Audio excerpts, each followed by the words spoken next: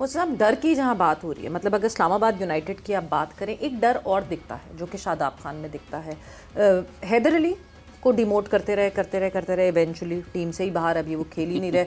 वो जो स्क्वाड में आने वाले थे, जिनसे सिलेक्टर्स ने कमिट किया था कि वो पाकिस्तान स्क्वाड में अब दिखेंगे बिकॉज वो डोमेस्टिक में अच्छी परफॉर्मेंसेस दे रहे थे, एक दो दफ़ा जहां उनको मौका मिला PSL में फीचर होने का, उन्होंने वहां भी अच्छी परफॉर्मेंस दी। मगर फिर उसके बाद जो है, या तो शादाब खान उनसे ऊपर आते रहे, मोहम्मद नवाज को वो उनसे ऊपर लाते रहे, आजम खान को वो उनसे ऊपर लाते रहे, जबकि हैदर जो है वो मिडिल ऑर्डर बैटर है। आपको लगता है कि कभी कभार ये ऑब्जर्वेशन रखनी चाहिए कैप्टन्स पर कि कैप्टन्स ऑन पर्पस तो जेपरडाइज नहीं कर रहे किसी को, क्योंकि उन्होंने उस जगह पे खेलना है? देखें, पहले भी हम जब भी बात करते हैं ना रिजवान की या बाबर आजम की, तो ये सेम पैटर्न है जी। अब आप देखें कि जिस तरह इन्होंने जो डर की बात की है, उनके पास वो एक बॉलिंग ऑलराउंडर है, वो बैटिंग ऑलराउंडर नहीं है जी। वो जो शादाब है वो एक बॉलिंग ऑलराउंडर है। तो आप अपनी लेग स्पिन की बुनियाद पे वहाँ खेल रहे हैं, बैट्समैन तो और भी बड़े हैं टीम में। तो अगर आप जाके कभी 2 डाउन खेलेंगे, कभी 3 डाउन खेलेंगे, तो जिनको आपने 2 डाउन और 3 डाउन रखा है तो उसकी परफॉर्मेंस पे आप ख़राब कर रहे हैं। बिल्कुल। और चाह ये रहे हैं कि आप, क्योंकि कप्तान हैं, आप एक डिसीजन ले सकते हैं ड्यूरिंग द मैच कि कहाँ मैं परफॉर्म कर सकता हूँ, कौन सा बेस्ट टाइम है टू बॉल, कौन सा बेस्ट टाइम है टू पैड।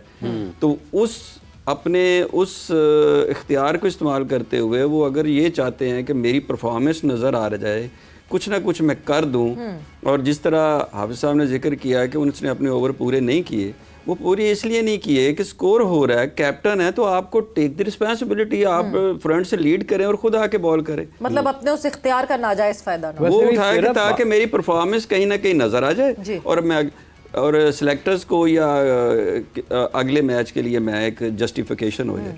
होती नहीं है ये, होती ये बिल्कुल नहीं है। ये मॉडर्न दौर है, यहाँ जितनी इंफॉर्मेशन है और जितना आपका देखने वाला और जितना आपका सोचने वाला जो एजुकेटेड है, अब वो नहीं होता, सबको नज़र आ रहा होता। मैं हैरान होता हूँ कि देखें यहाँ पे बैठ के हम बात करते हैं, लेकिन ये बात शादाब क्यों नहीं मानता कि वो उतना स्किलफुल नहीं रहा। ये सिलेक्टर क्यों नहीं देखते कि उतना स्किलफुल नहीं है जिस पे आप बैंक कर सकें कि ये पाकिस्तान को अगले 3 साल 2 साल सर्व कर सकता है, उसमें वो एबिलिटी नहीं है। अगर देखा जाए वो हर ओवर में अपने आप को बचाने की कोशिश करता है और उस जगह पे अपने आप को इंट्रोड्यूस कराने की कोशिश करता है जहाँ पे उसको चांस होता है कि एक विकेट अच्छी गिरी है तो यहाँ पे एक ओवर निकल भी जाएगा, शायद एक आधी विकेट भी मिल जाए। तो इफ बट जो है ना, उसने अपनी क्रिकेट को खुद डैमेज करना शुरू किया हुआ है और हम उस पर कोई रॉन्ग क्रिटिसाइज नहीं करते, जेन्युइन करते हैं। एक तो उसकी ट्रिजेक्टरी जो है वो बॉल करता है यहीं से ड्रॉप होना शुरू हो जाती है। पहले थोड़ा सा लूप देता था, पैरा बॉल करता था, वेरिएशन थी। बैट्समैन जब उसको खिंचे हुए बॉल को आगे जाता था तो उनके पाँव बाहर निकल आते थे। वो चीज़ें नहीं रही उसमें, इजी टू हिट है। देखिए ये चीज़ बड़ा आसान कहना होता है कि जी वो आप 5 साल पहले वाले शादाब को आज वाले शादाब के साथ तो नहीं बना सकते। हो सकता है उसकी कोई नी प्रॉब्लम हो जिसकी वजह से उसकी फोर्स टूवर्ड्स टारगेट ना जा रही हो। तो वो सारी चीज़ें ये सिलेक्टर को देखना चाहिए। आप फिर उसको वाइस कैप्टन बना दिए, आप फ्यूचर प्रोडक्ट तैयार करें। ऐसा तो नहीं कि सिलेक्टर की और आपकी ऐनक में फर्क है। देखें 2-3 ऐसे मौके, एक जिम्बाब्वे में और एक न्यूजीलैंड में, 2 ऐसे मौके थे जो कि अपोजिशन बैटिंग टोटल डोमिनेट कर रही। उस सिचुएशन में जब भी सुफियान मुकीम आया है अपनी गुड वेरिएशन बॉलिंग की वजह से, उसने बैट्समैनों को टफ टाइम दिया है। बेशक वो पाकिस्तान मैच हारा, लेकिन उसमें एक तो डिफरेंट है, आपके पास हॉक की तरह एक डिफरेंट वैरायटी आई, उसको डेवलप करें आप, उस पर ट्रस्ट करें आप। हाँ, अगर उसमें कोई कमी है बॉलिंग के साथ साथ उसको आप 10-15 रन करने की इन्हेंसमेंट करेंगे। यार यहाँ पे कई दफ़ा होता है कि हमें 20-30 रन चाहिए जीतने के लिए, 18 बॉलों में चाहिए, तो वो आप में 10-12 रन करने की एबिलिटी इन्हेंस करें आप इन्हेंस करने की बजाय उनको टीम से बाहर करते हैं। वो जो कॉन्फिडेंस गेन कर रहे होते हैं फिर वो जीरो पे आ जाते हैं। बिल्कुल, क्योंकि अगर मुझसे साहब हम ये मैं गट्स ही कहूँगी कि अगर ये गट्स अब आ गए हैं सिलेक्शन कमेटी में या जो नए कोच आए हैं उनमें कि हम बाबर को रेस्ट करवा सकते हैं, हम रिजवान को रेस्ट करवा सकते हैं, हम शाहीन को रेस्ट करा सकते हैं, these are the 3 big players of Pakistan cricket, तो हम क्यों नहीं सुफियान मुकीम को जो है वो प्रेफर कर सकते हैं ओवर आर अदर स्पिनर्स?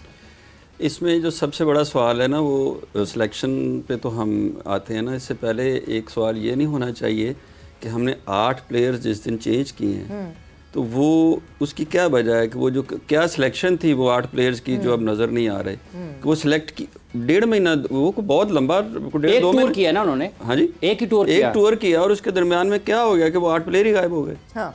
और अभी सिलेक्शन जिसकी हम बात कर रहे हैं ना जी, उनमें गट्स क्या हैं आप देखें। एक मेरिट पे आप शाहीन अफरीदी को बाहर बिठा रहे हैं, क्या है जी, वो पिट रहा है और वो इम्पैक्ट क्रिएट नहीं कर रहा। तो सेम हारिस रऊफ भी सेम है, उसमें क्या फ़र्क है। अच्छा, एक में आप ये कह रहे हैं कि PSL में परफॉर्म किया है हसन ने, नो डाउट किया है। हाँ। उसमें कोई डाउट नहीं है। तो उसमें तो अब्बास अफरीदी ने भी किया है। अच्छा, वो जो सुफियान मुकीम है भाई, उसका क्या मेरिट है उसको बाहर निकालने का कि वो टीम में था न्यूजीलैंड में, अब आप उसको बाहर बिठा रहे हैं जबकि उसको परफॉर्म का मौका ही नहीं दिया आपने, बेंच से फारिग कर दिया उसको। हाँ। तो ये बहुत सारे मेरिट्स हैं कि जिसका एक सेट पैटर्न हमें कहीं भी नज़र नहीं आता। उसकी वजह यह है कि रिस्पॉन्सिबल भी कोई नहीं है कि कौन किस बंदे से हम पूछेंगे कि वो जो भाई 8 बंदे आपने निकाले वो सिलेक्ट क्यों हुए थे। अगर ये अभी निकल गए हैं वो पहले गलत था तो या अभी गलत है। तो क्योंकि कोई एक बंदा होना ये चाहिए कि वो बंदा एक फ़ैसला करे, फ़ैसला आके प्रेस कॉन्फ्रेंस करे, फिर उसमें एक अनाउंसमेंट करे, वो रिस्पॉन्सिबिलिटी ले। कौन आ रहा है, क्यों आ रहा है, कौन जा रहा है, वो साफी सवाल करेगा। वो जर्नलिस्ट सवाल करेगा कि आपने ये 2 बंदे निकाले हैं, तो वो एट द स्पॉट उसका जवाब दे, हमने इसलिए निकाले हैं, ये 2 इसलिए बात है कि सवाल किससे करेगा वो, इस वजह से बिकॉज सोर्सेज तो ये क्लेम करते हैं कि जो सिलेक्टर्स थे, जो कि जिनको अभी हटाया नहीं गया है, जिनको अभी अनाउंस नहीं किया गया है कि वो अब सिलेक्टर्स नहीं हैं, उनको तो पता ही नहीं था।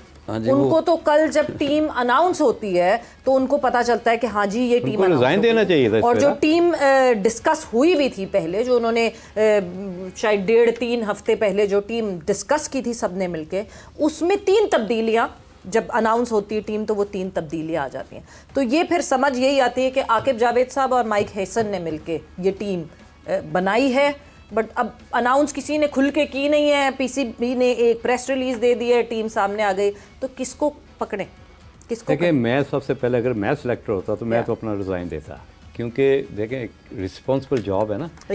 वोटिंग तो बाद में, उस सिलेक्टर्स को पता ही नहीं है कि टीम अनाउंस हो गई। बिल्कुल। देखें, सबसे पहले तो उनको कितनी बड़ी एम्बैरसमेंट है। ये एक बहुत बड़ा, एक मेरी लाइफ में तो बहुत कम ऐसा देखा है कि यार आप सिलेक्टर हैं और आपको पता ही नहीं है टीम अनाउंस हो गई। इसका मतलब है कि गेम फिर वहीं आ गई। दूसरी बात कि मैं बात करता हूँ हैसन की। हैसन, आप कोच हैं, आप पाकिस्तान टीम के कोच हैं, आप इस्लामाबाद के नहीं हैं। आप अगर एटलीस्ट अगर आकिब के साथ आपका गठजोड़ हुआ और टीम आपने पिक कर ली, रॉन्ग है राइट है, ये तो बात की डिबेट है, लेकिन आप वो जो 3 सिलेक्टर हैं उनको कैसे इग्नोर कर सकते हैं? एग्जैक्टली। वो तो जो प्रोटोकॉल अगर आपने बना लिया है तो अनाउंस तो आप खुद करें ना। जो प्रोटोकॉल तो आपकी हो, उस प्रोटोकॉल का तो हमेशा हमने ऑनर भी करनी है। जब तक आप ऑन ड्यूटी हैं उसको आपने ऑन करना है, और रिजल्ट बुरा हो या अच्छा हो उसका आपने, यू आर द रिस्पॉन्सिबल, जिम्मेदारी लेनी है। No one takes the responsibility. पता नहीं चलता जी टीम किसने अनाउंस की। अब कल को अगर परफॉर्मेंस ऊपर नीचे होगी तो किसको ब्लेम किया जाए, किसको कहा जाए?